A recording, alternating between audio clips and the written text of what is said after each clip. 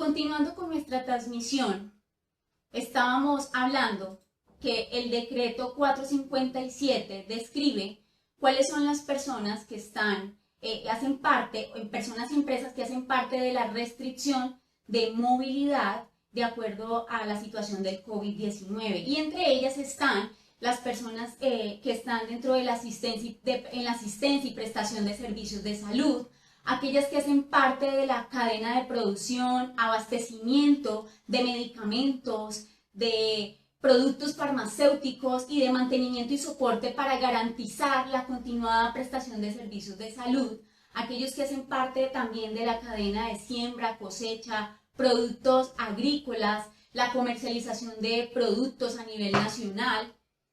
Las actividades también incluyen de servidores públicos que están en funcionamiento de servicios indispensables del Estado, la industria hotelera, redes de comunicaciones, vigilancia y seguridad privada, también incluye los de intervención de obra civil y muy importante, en este artículo, en el numeral 32, habla de los operadores de pagos de salario, honorarios y pensiones y prestaciones económicas públicos y privados. Para quienes entonces quedan exceptuados de estas medidas de restricción de movilidad, las personas deben de estar debidamente acreditadas e identificadas, y ellas pues pueden continuar prestando sus servicios normalmente conforme a los acuerdos que lleguen con su empleador de jornada, horarios, prestaciones extralegales, entre otros. Entonces, una vez establecido quiénes están exceptuados de esta restricción de movilidad, vamos a pasar a qué vía hay para las personas que no están exceptuadas. ¿Qué vía hay para esas personas? Entre ellas están los que están vinculados con pago de salario y también los que no están vinculados con pago de salario. Es decir, vamos hoy a explicar por estos dos caminos y voy a iniciar con aquellos que están vinculados con derecho a pago de salario. ¿Qué modalidades nos trae las normas para poder aplicarlo actualmente con estas medidas? Primero tenemos el teletrabajo, que es muy conocido ya por todos, está regulado por la ley 1221 del 2008, y debe estar estipulado por escrito en el contrato de trabajo u otro sí, y preferiblemente debe estar regulado en el reglamento interno de trabajo.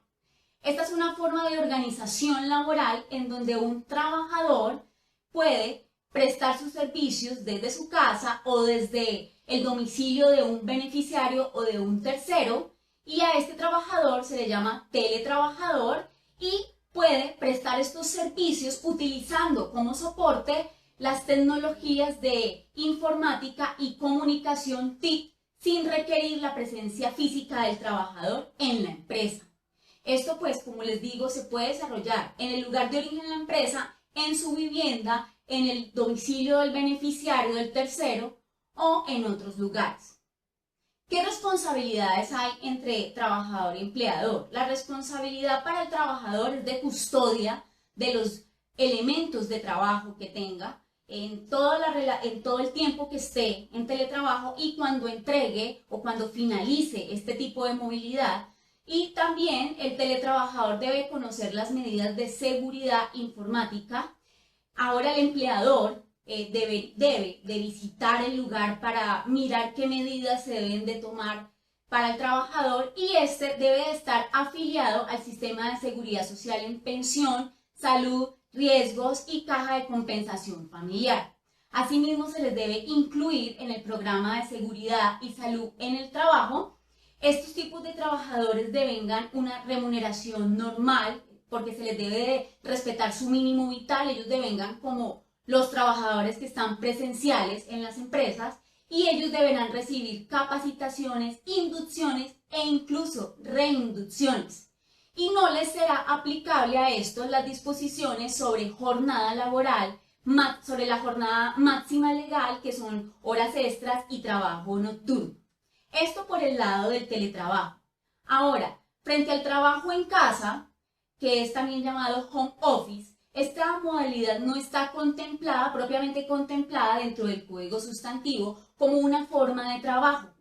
La Ley 1221 del 2008 que regula el teletrabajo hace una diferencia entre teletrabajo y trabajo en casa, argumentando que una persona que tenga la condición de asalariado y que trabaje de vez en cuando en su casa no siempre debe ser considerado como un teletrabajador, sino que por el contrario puede ser un trabajador en casa. Este tipo de modalidad debe de pactarse por escrito y es un beneficio ocasional que ofrecen las empresas a sus trabajadores para que puedan prestar su servicio desde su vivienda. Como mayor fundamento a esta modalidad, el presidente de la República sacó la directriz número 2 del 12 de marzo del 2020, en la que explicaba que el objeto de esta modalidad es minimizar las reuniones presenciales y grupales.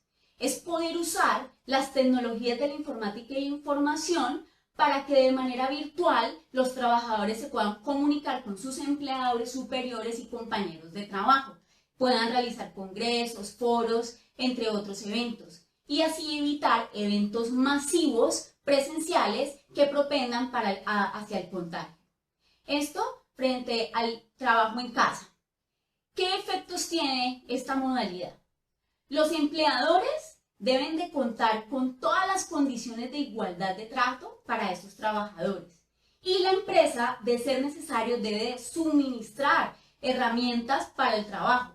Asimismo, en el lugar de prestación de servicio debe ser verificado por el empleador y se debe reportar de manera previa a la ARL, indicando la dirección donde está trabajando el trabajador, asimismo el horario y la fecha que corresponda para determinar el riesgo y el origen de la contingencia.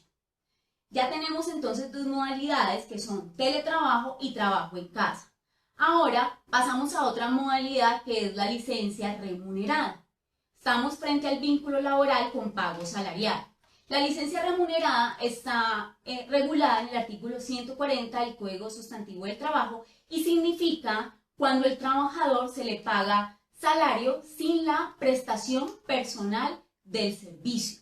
Entonces, en ese momento, ya esto es una decisión que es unilateral del empleador si concede este tipo de licencia. Y por último, tenemos el disfrute de las vacaciones. Estas están en el artículo 186 del Código Sustantivo del Trabajo. Pueden ser vacaciones anticipadas, acumuladas o colectivas. Las vacaciones anticipadas, sobre esta figura me gustaría hacer una observación para que tengan en cuenta tanto empleadores como trabajadores.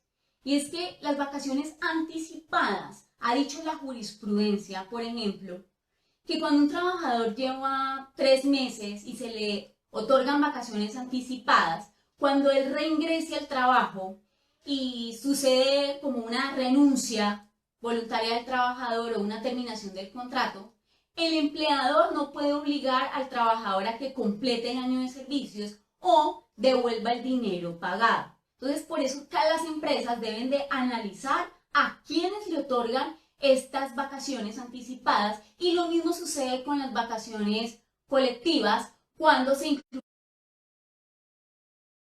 anticipada. Recordemos que las vacaciones colectivas pueden ser a la mayoría de la empresa, a algunos, y entre ellos pueden haber personas que no se les haya causado el año de trabajo, que es cuando se causa el derecho al disfrute de las vacaciones. Entonces, en ese caso, si el trabajador, después de disfrutar sus vacaciones, renuncia, reitero, no se le puede obligar a que devuelva el dinero o complete el año trabajado. Y por último, en esta parte de las vacaciones, recientemente el Ministerio del Trabajo, mediante decreto 488 del 27 de marzo del 2020, dio un aviso importante, y es que normativamente las vacaciones se tienen que preavisar con no menos de 15 días de antelación. Pero con esta situación, estas contingencias, ahorita los empleadores pueden dar aviso con no menos de un día. Es decir, con un día ya pueden avisar que los trabajadores pueden salir a disfrutar de sus vacaciones, cosa que es algo muy positivo, considero yo, que ha ordenado el Ministerio mediante este decreto. Hasta aquí entonces hablamos de las vinculaciones a que se tiene derecho con pago de salario. Ahora vamos a pasar a las vinculaciones laborales a que se tiene derecho sin pago de salario.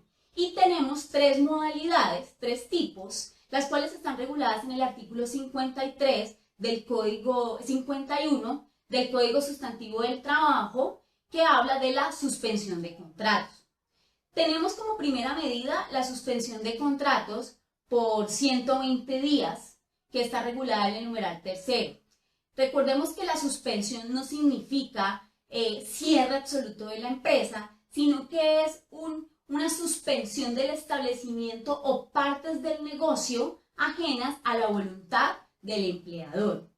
Aquí, en esta suspensión de 120 días, se requiere autorización previa del Ministerio del Trabajo. Y mediante resolución 803 del 2020, el Ministerio informa que ellos asumen de manera preferente todas las solicitudes que se presenten ante las entidades territoriales, ante las direcciones territoriales de los ministerios. Entonces, si usted, por ejemplo, en la ciudad de Cali solicita la suspensión de contratos por 120 días, inmediatamente su solicitud va a ser dirigida a la ciudad de Bogotá, a la unidad especial de investigaciones especiales del Ministerio del Trabajo. Pasemos entonces ahora a otro tipo de suspensión, que es la suspensión por fuerza mayor o caso fortuito. Esto está regulado también en el artículo 51 del Código Sustantivo, debe de pactarse por escrito, y la fuerza mayor o caso fortuito son aquellos eventos que son irresistibles, imprevisibles. ¿Qué efectos tiene esta suspensión? Y este tipo de suspensión por fuerza mayor en estos momentos ha sido un poco polémica en los medios y para las empresas, porque por los efectos que tiene, que son, primero, se interrumpe para el trabajador la obligación de prestar el servicio personalmente, o sea, no debe prestar el servicio. Y para el empleador constituye una obligación de dejar de pagar salarios, o sea, aquí ya no, aquí se suspende la obligación de pagar salarios, intereses a las cesantías, vacaciones, más no se suspende la obligación de pagar aportes a seguridad social, salud, pensión, ni tampoco se suspende la prima de servicios. Frente al pago de seguridad social, es de tener en cuenta que el empleador debe de asumir el 100% de la cotización, y cuando el trabajador reingresa, de acuerdo a la jurisprudencia de la Corte Constitucional, cuando el trabajador reingrese a trabajar nuevamente, termine el tiempo de suspensión o la fuerza mayor, deberá devolver ese dinero, y puede ser de su salario, pero la jurisprudencia dice que esa devolución de ese dinero debe retornar en forma paulatina, moderada, razonada y razonable. No puede ser de inmediato que se le deduzca ese dinero. De no cumplirse con esos pagos de cotizaciones, pues el empleador se puede ver inmerso en investigaciones administrativas por evasión y elusión de pagos, que son derechos irrenunciables, y además puede verse abocado a asumir las contingencias que sobrevengan por enfermedad o muerte.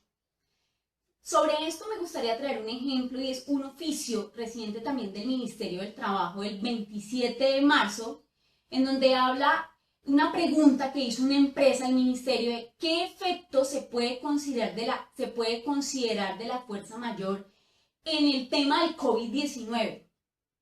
Si la fuerza mayor se considera cuando un trabajador tiene un contagio efectivo en la empresa. O sea, el trabajador trabaja en la empresa, está contagiado, si en ese momento la empresa puede entrar en una suspensión de contratos por fuerza mayor. Pues sobre el tema, el ministerio responde diciendo que ellos no tienen, no les corresponde asumir la existencia o no de la fuerza mayor, y que es el juez de la República de Colombia el que debe calificar la fuerza mayor. Asimismo, en la circular 021 del año 2020, el Ministerio del Trabajo hace recomendaciones a los empleadores de, antes de acudir a la suspensión de contratos, pues se acuda a revisar las otras formas de vinculación con pagos de salarios. Es decir, dejar de última opción la suspensión de contratos, acudir al teletrabajo, acudir al trabajo en casa, acudir a las vacaciones, a la jornada laboral flexible, entre otros. Por eso aquí cada empresa tiene que analizar el caso concreto. Cada empresa tiene un caso concreto y pueden haber situaciones donde la empresa sí tenga una verdadera situación de fuerza mayor y no puedan seguir prestando el servicio con sus trabajadores. Entonces ya hay que entrar, es analizar cada caso concreto. Pasando a la última modalidad de vínculo laboral sin pago de salarios, tenemos la licencia no remunerada. Esta normalmente se dispone es a criterio del otorgamiento por parte del reglamento interno de trabajo de cada empresa. Naturalmente, y es lo que casi siempre sucede, está regulado en el reglamento interno de las empresas y se otorga a discrecionalidad del empleador. Esto está también regulado en el artículo 51 del Código Sustantivo.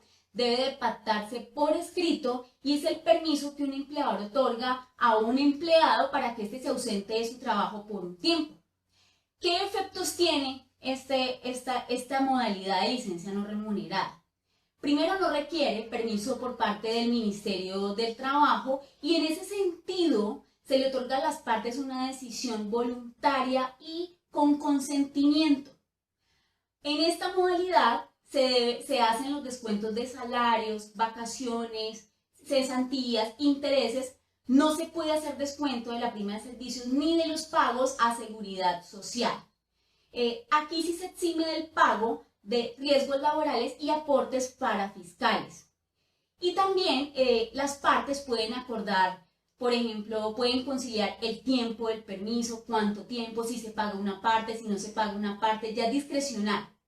También traigo a colación algo muy importante y es que el Ministerio, mediante circular 27 de este año, hace un llamado de atención a las empresas, diciéndoles o indicándoles que no se está permitido obligar a un trabajador solicite o acepte una licencia no remunerada.